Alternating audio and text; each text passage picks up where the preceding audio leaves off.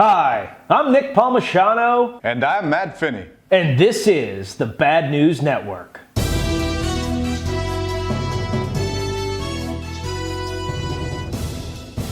U.S. Representative Elijah Cummings passed away this week to long-standing health issues. Cummings led the House Oversight and Reform Committee and recently was appointed to lead the Trump impeachment investigation. He was a Democrat but was respected on both sides of the aisle. His death has been met with sadness and respect from Republicans and Democrats alike. Despite many heated exchanges over their tenure, President Trump expressed condolences to his friends and family. Elijah leaves behind his wife, 2 daughters, and a son. His wife stated that he worked until his last breath. Fair winds, sir. Gun battles erupted in the streets of Culiacan, Mexico, after authorities arrested Ovidio Guzman, the son of El Chapo. Guzman allegedly opened fire on national security forces that were on patrol. They in turn took the house and secured Guzman, after which a larger armed force surrounded the house and attempted to take back Guzman. Then firefights erupted in the streets between armed cartel members and security forces.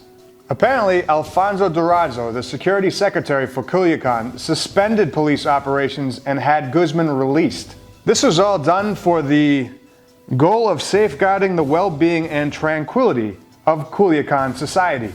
Solid plan. Hopefully it all works out for the best and the cartel sees reason. Oh, wait.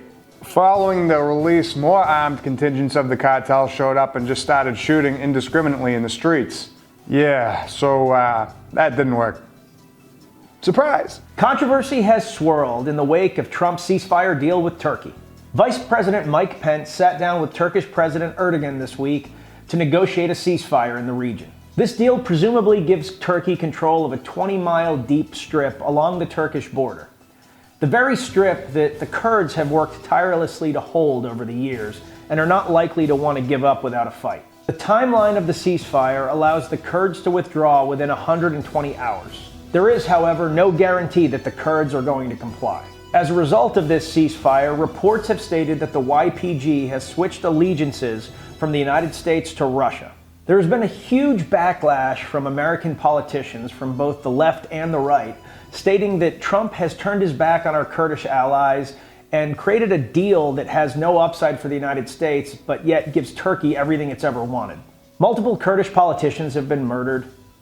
Civilian sites have been bombed, and artillery has even been sent towards U.S. positions, forcing a hasty U.S. retreat that has resulted in Russians taking over many military bases formerly held by the U.S. Now, some people have sided with the president here, stating that if we really want to get out of these protracted wars in the Middle East, that has to start somewhere. I'm not going to take a hard position on this, but I'd like you to consider a couple of things. The first thing is that even if we had decided to pull out of this region, we could have done so by giving the Kurds a significant amount of time to prepare. That preparation could have resulted in the buildup of defensive positions or a removal from the area entirely, avoiding this entire problem. Admittedly, they may have still stayed and fought, but at least then they were doing so in a methodical way where they were making the decision. The second thing is the idea of hegemonic stability theorem. And that basically means that there is always going to be somebody in a region that holds the power. If somebody isn't the dominant force in a region, there's almost always continuous warfare. For many years, Iraq was the hegemon in the area. But when the United States invaded Iraq and took away its power base in the area, we had a choice of either staying there or allowing Iran to have continuous and increased power in the region, which most people would admit is problematic. Because Iraq has not returned to full power, and in the same period of time, Iran and Turkey have increased their profile in the region, we're starting to develop a situation where we're not really sure who owns the region, who controls it, who's the one person nobody wants to step up against. With the United States backing out, the country that is stepping up is Russia. Russia that's allied with Iran, Russia that is increasingly allied with Turkey, that is not the Turkey of old that used to be a staunch ally, but is now a Turkey that is increasingly infused with Islamofascism. And you have to ask yourself, what influence, if any, is the United States going to have in this region if we continue along this path? But don't fret, the president has also identified this as a problem. In his great and infinite wisdom, he sent a weird letter to the Turkish president that stated, "Let's work out a good deal." He then went on to say, "You don't want the Turks to be responsible for slaughtering thousands of people." To which Armenia replied, he then threatened to destroy the Turkish economy entirely if Erdogan doesn't comply with his wishes. Reports from Turkey state that President Erdogan read this letter aloud in front of his staff, then crumpled it up and threw it in the trash. So I got that going for me, which is nice. Amidst the U.S. withdrawal from Syria, Russian reporters came across a message from the U.S. military to the Russian military that could only be described as Communicating. Keeping up foreign relations. apparently some Russian-savvy JTACs left behind the Russian flag on a whiteboard. With it, a message in Russian, and what would appear to be a... Johnson. Yes, sir. Get on the horn to British intelligence and let them know about this. President Donald Trump appeared to confirm on Wednesday that the United States has been housing nuclear weapons at Incirlik base in Turkey. This admission made President Trump the first U.S. official to acknowledge what many have considered to be an open secret for many years. Most experts believe that the U.S. maintains 50 Cold War-era B-61 gravity bombs in Turkey. The weapons are part of NATO's deterrent strategy, and any decisions made around them has to be a unanimous vote by all 28 member states. There's also some reason to be concerned as Turkey is increasingly aligning with Russia. There is a chance that they'll turn on us and our bombs might be at risk, and then Turkey would become a nuclear power. Turns out text messages have surfaced that Boeing actually knew about the issues with their 737 MAX jet that resulted in the deaths of 346 people in Ethiopia and Indonesia. These texts came as early as 2016. Surely you can't be serious. I am serious. And don't call me Shirley. NASA kicked off the first all-female spacewalk today when Christina Koch and Jessica Meir stepped outside the space station to replace a faulty battery charger. Unfortunately, it took longer than expected because, you know what? I was going to make a misogynistic joke here, but for some strange reason, I think it's time that we moved past all that and just reveled in the successes of women everywhere.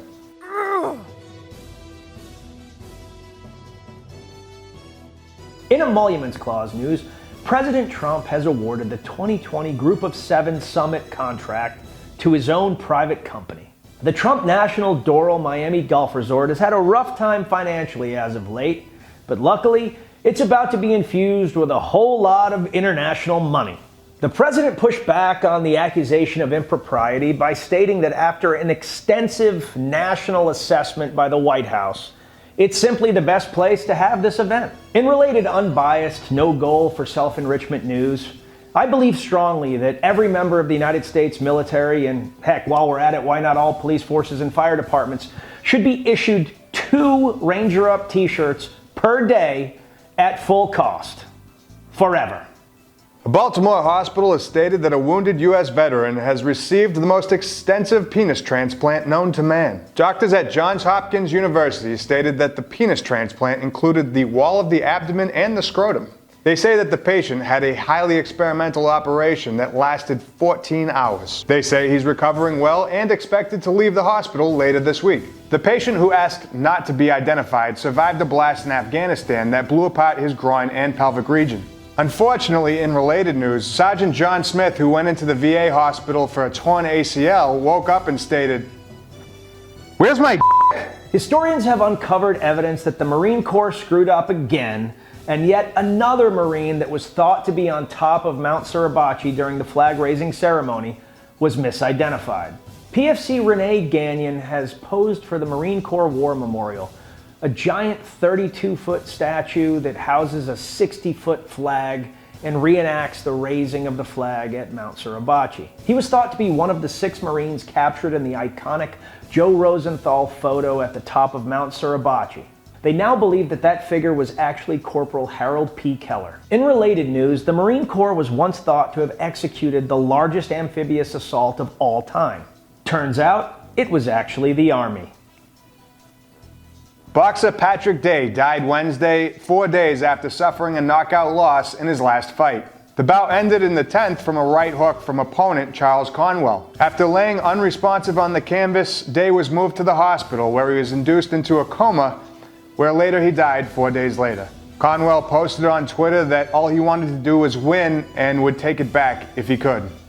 For many of us coming up in the sport of boxing, it's a dream come true to fight underneath the lights in front of thousands of people and even millions more on TV. But this game is a fight game and a hurt game, and oftentimes it takes the worst tolls. For Patrick Day, it's the final bell, and we wish the best for you and your family.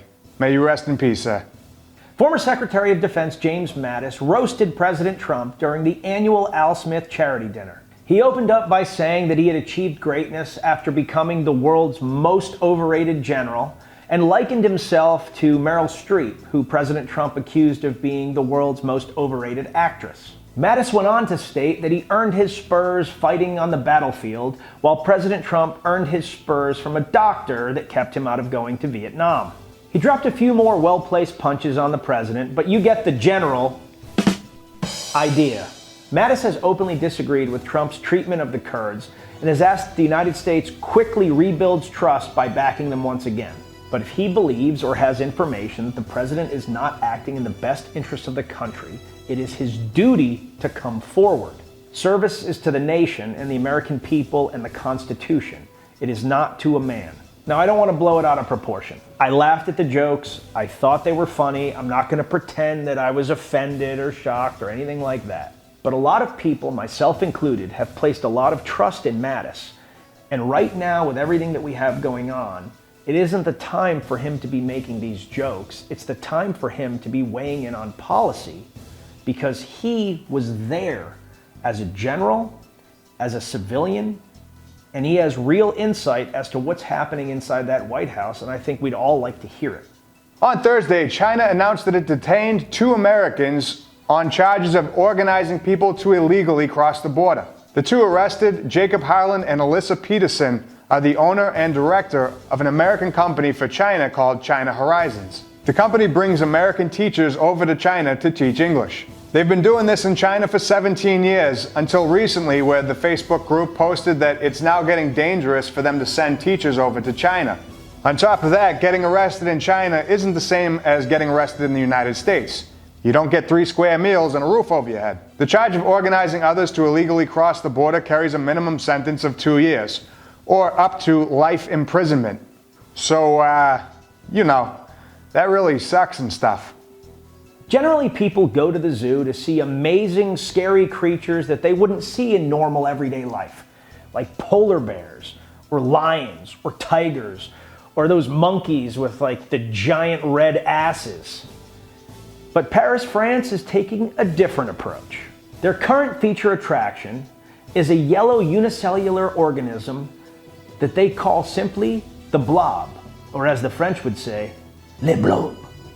At first glance, le blob might not seem all that impressive. It actually kind of looks like a small piece of melted cheese that fell off the edge of your hamburger. But this organism is so much more.